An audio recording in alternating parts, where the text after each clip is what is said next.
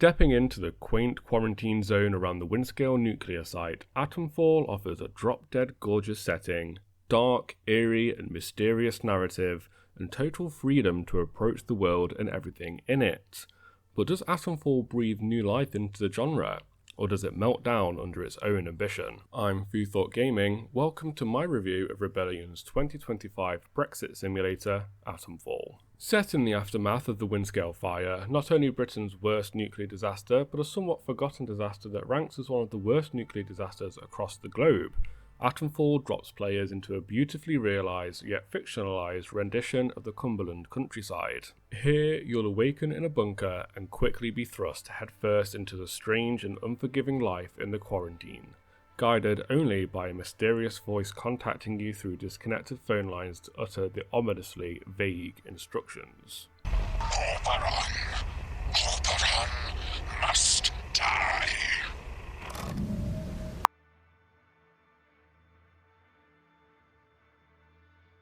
Atomfall wastes no time in unleashing you upon the world. After a short briefing from a wounded scientist that serves as a tutorial for the game's basics, Atomfall immediately employs its most engaging mechanic: freedom. You see, though Atomfall does have a story, quests, side quests, and multiple endings, total freedom is at the heart of everything you do, and you don't have to follow the quest to complete Atomfall's story. In fact, murdering everybody you meet is a completely viable option. Go now. It's rare to find anyone who has the slightest... Outside of snapping the necks of every named NPC you come across in the game, exploration is the key to Atomfall's freedom. With 4 maps to explore, there is plenty to find within Atom's rendition of Cumberland, and many of Atomfall's best moments stem from its exploration. Exploring a ruined manor might reveal letters or notes that uncover a lead, the game's nearest equivalent to a quest log, that points to a cache of useful items or breadcrumbs into bigger leads, important NPCs, or items and locations necessary to progress towards the finale. It might take finding multiple notes and leads in the world to provide enough information to find something. One lead might give you the name of an NPC you can conduct trade with, another might hint at the valuable items they stock, and another still might then clue you into a location. It truly encourages you to leave no stone unturned when out in the world, a level of freedom that is both enjoyable and refreshing, though it does have its flaws. As enjoyable as the freedom to explore and uncover the narrative is, it does ultimately serve to obfuscate Atomfall's short main plot, which can be completed in under 5 hours. There are 5 possible endings to Atomfall, each achieved by completing various tasks throughout the game for each of the major characters who will offer you a means to escape the quarantine zone in which the game is set. It's by choosing just one of these narratives to focus on that the game can be completed in such a short time frame, though it's more than likely you'll end up progressing at least a few, if not all, of the storylines as you explore the world and uncover its secrets. For a game that boasts so much freedom and handles that freedom so well, it's unfortunate that the questing is hampered by a somewhat lackluster overarching narrative and an anticlimactic ending fueled by major questlines and ending cinematics that are just far too similar. After a while, it became quite clear that all 5 of the main questlines are ultimately working towards the same goal, with only minor differences in how that goal will be achieved. All of the main characters you meet provide vague warnings about not putting your trust in others, yet the game lacks any real conflict or consequences for the actions and decisions you take, providing little reason at all for the player to question placing their trust in any of the characters they meet. And the storylines then rarely intersect, let alone influence one another like you might expect from a narrative with such freedom. In addition, many of the side leads you'll find will act as breadcrumbs into one of the main storylines, or put you in the general area of the objectives of those questlines to allow you to naturally stumble across the task you'll be required to complete. Everything being so aligned should provide plenty of opportunity for the various narratives to intersect and provide choice to the player, but instead serves to constantly funnel you to where the game wants you to be and causes the world's maps to feel increasingly small and bare. It's really a shame, because the world and lore that Rebellion has created for Atomfall is genuinely mysterious, ominous, and intriguing. The atmosphere is dark and intense, and the game really sells the greater narrative and mystery at play. It's easy to focus on the negatives of Atomfall's narrative and questing system, so it's important for me to stress that despite how visible the flaws are, Atomfall still managed to provide a refreshing system within a world that feels new, exciting, and compelling. I only wish that Rebellion had given us more. I mean, it highlights a persistent issue of inconsistency that lingers under Atomfall's surface.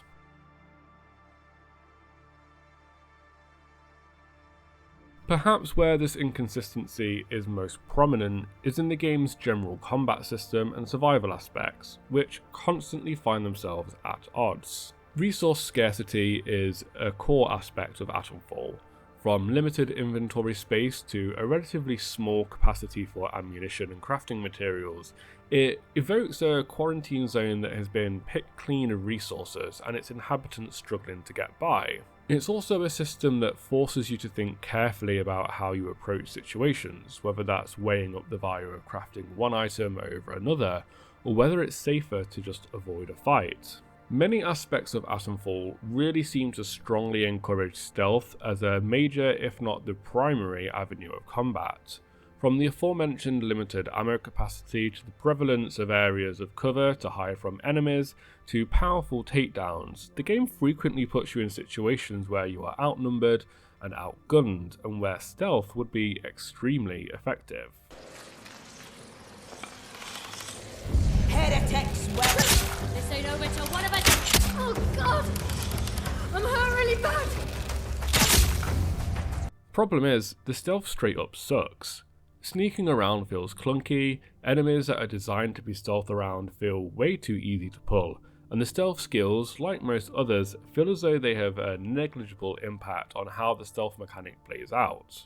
Stealth then feels somewhat pointless, with the consequences for being caught often easy to bypass by just running away. The gunplay, however, is incredibly satisfying in a way that I seriously had not expected. Because the game emphasises resource management, survival, and scavenging, the limited ammo you will have at all times will require you to take care with each and every shot, and long periods of exploring or combat heavy locations or leads will quickly find you out of ammo. Some weapons, such as the assault rifle or the LMG, are essentially useless because there's not enough ammo for them to be used effectively in full auto. Gun-focused combat is then most rewarding when played aggressively and targeting headshots. Turns out the trick to surviving in the quarantine zone is being John Wick. let's have no strife.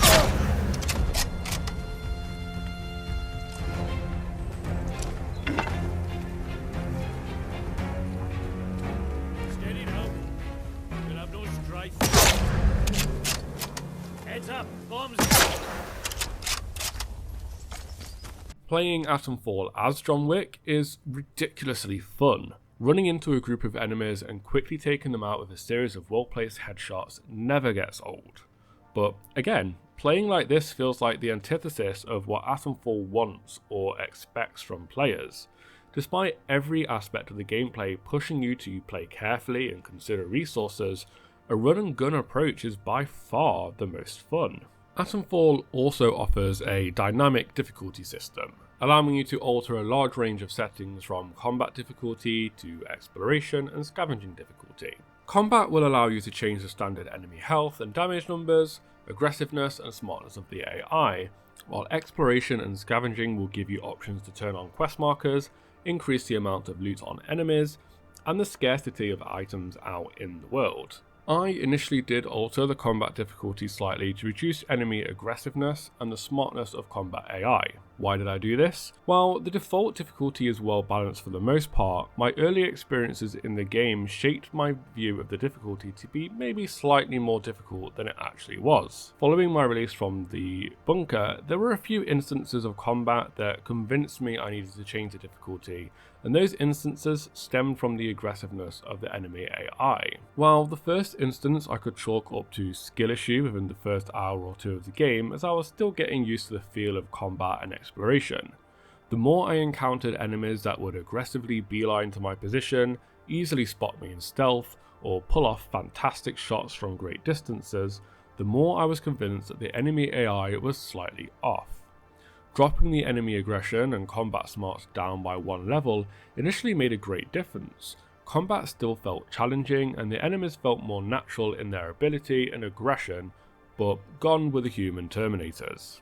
As I grew more comfortable in the gameplay, and combat fell into that aggressive John Wick gunplay style, it did start to highlight a number of issues with the AI. As I progressed through the game, I increasingly came across enemies that would stand around waiting to be shot, would spot me and just refuse to shoot back, or would get stuck in cover. I could only suspect that this behaviour is a bug, otherwise I would shudder to imagine how brain dead the enemies must be on the lower difficulty settings.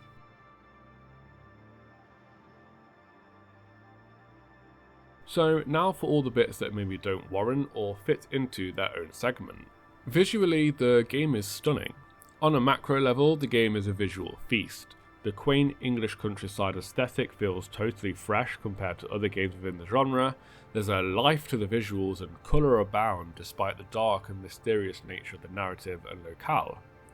On a micro level, graphics are a bit more mixed, with a good mix of high and low fidelity textures. The stuff that you'll frequently be seeing up close and in person looks great, while the scenery and textures you aren't generally spending much time on see a drop in quality. Exactly what you would expect to ensure smooth performance and great graphics overall. I've seen some places call out the graphics of Atomfall as last gen due to some of these low texture and depth of field blurring, but in my experience I just can't agree with that. Atomfall is gorgeous. Atomfall does have a skill system, and to be honest it's pretty lackluster. The truly good skills will be given to you throughout the story, while additional skills beyond the 3 baseline available for each type must first be found out in the world to be unlocked to even acquire, and once they've been unlocked you'll need to find skill points out in the world to purchase them. The skills are all fairly minor upgrades that frankly you'll barely notice once unlocked. One of the skills that can be unlocked is the weapon upgrade system. This will allow you to upgrade weapons from rusty, which are commonly found out in the world, to stock and then pristine. This is a skill that can be unlocked fairly early into the game, but I didn't unlock it until near the end of my playthrough, as I had turned in the NPC you can purchase it from to the army to curry their favour. This was a skill that I had expected to be a bit of a game changer, even at the later stage of the game. Upgrading requires you to use multiples of the same weapon in order to move up to the next tier. It's somewhat reminiscent of Fallout New Vegas' repair system, just with less depth. The real issue with it is that for it to be useful, it requires you to collect and store a large number of duplicate weapons to be used in your upgrades. So if you get it later like me and haven't prepared for it by storing weapons, you're going to need to go out and farm guns. The issue with that then is that being that you can only hold 4 non-pistol weapons in your inventory, collecting weapons will mean carrying less weaponry on you in general, and frequent runs to the nearest bunker to store them in the pneumatic tubes, a shared storage system accessed from a large number of locations. So that's another system that just doesn't really gel with the rest of the game's gameplay. We then also have a few audio bugs that cropped up during my playthrough, predominantly some instances of background music frequently stopping and starting, audio at certain spots in tunnels being extremely warped and reverby,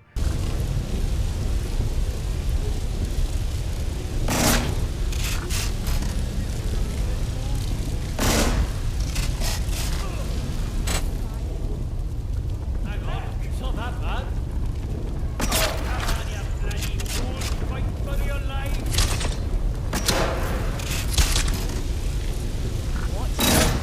and at least one instance of audio being muffled and broken before cutting out entirely. I don't think I really encountered any other bugs or issues throughout my gameplay, at least none that I noticed. The woods are dark and the woods lie deep. Atomfall then is a fantastic entry into what I hope is the start of a new franchise.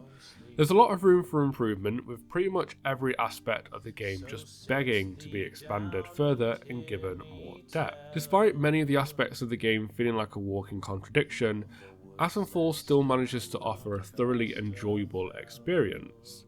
However, it's due to the fact that much of the gameplay feels at odds with itself and the bugs that I experienced as I near the end of my playthrough that I can only really give Atomfall a 7. It's a good game, but it does have its issues. It's absolutely worth picking it up and playing. There's something really special here, and I think if Rebellion can pull off a sequel offering much of the same unsettling atmosphere with greatly expanded gameplay systems, then they'll have a game changer for the genre. But until then, Atomfall unfortunately kind of feels like a demo for a better game, a slice of life of what could be versus what we actually got. As always, thank you kindly for watching. Please don't forget to leave a comment, like the video, or subscribe to the channel if you enjoyed it. It all goes a long way to helping the channel out. And until next time, happy gaming! Then stand in the ranks of them as don't sleep. For the trees stand close, are watered in blood. Stay out of that place, be you blithe, be you good.